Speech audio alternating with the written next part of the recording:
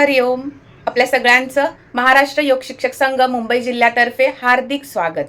25 जानेवारी 2026 रोजी सकाळी 7 वाजता गोरेगाव येथे आपण 108 सामूहिक सूर्यनमस्काराचं आयोजन केलं आहे.